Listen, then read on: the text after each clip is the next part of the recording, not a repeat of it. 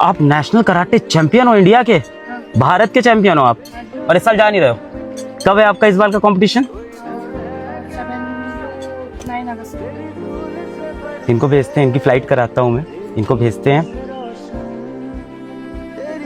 জানমনি কোঁৱৰ অসমৰ এগৰাকী কেৰাটে খেলুৱৈ, যাৰ প্ৰশিক্ষণৰ ঠাই, নিজৰ ঘৰ সকলো বানপানীত ডুব গ'ল।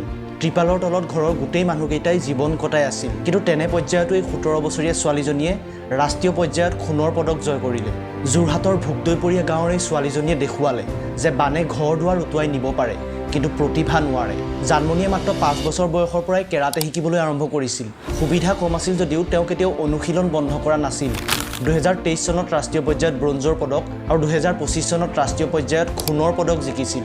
তাইৰ সপোন এটাই আছিল যে অলিম্পিকত ভাৰতৰ হৈ খেলা, কিন্তু 2026 চনৰ জুলাই মাহত অসমত অহা ভয়ংকৰ বানে সকলো সলনি কৰি পেলালে। 19 জুলাইত ভোগদৈ নদীৰ বান্ধ ভাঙি সিহঁতৰ গাঁৱত পানী সোমাই আহিল। জানমনি ঘৰৰ 5 ফুট পানীত ডুব গ'ল।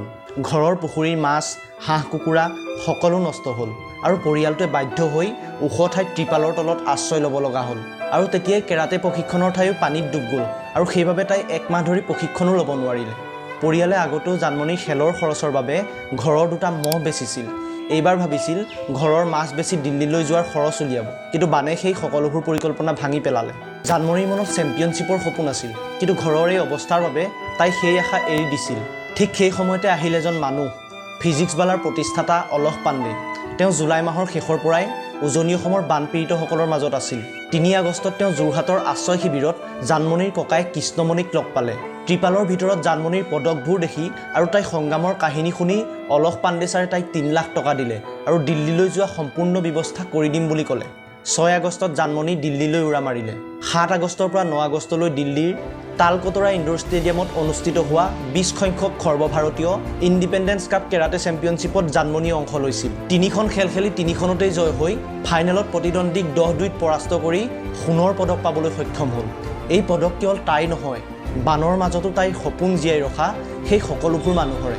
অলহ পাণ্ডেই পাছত কৈছে যে মই কেৱল মাধ্যমহে আছিলোঁ, আচল পৰিশ্ৰম জানমনি, তাই কোচ আৰু তাই পৰিয়ালে কৰিছিল। 10 আগষ্টত জানমনি যেতিয়া ডিব্ৰুগড় বিমানবন্দৰত উপস্থিত হৈছিল, তেতিয়া অলহ পাণ্ডে ছাই তাইৰ বাবে অপেক্ষা কৰি আছিল।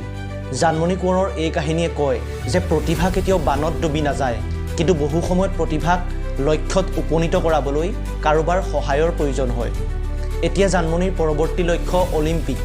সঠিক সময়ত সঠিক সহায় থাকিলে কোনো বান, কোনো কষ্টই সপোনক ৰোধ কৰিব নোৱাৰে।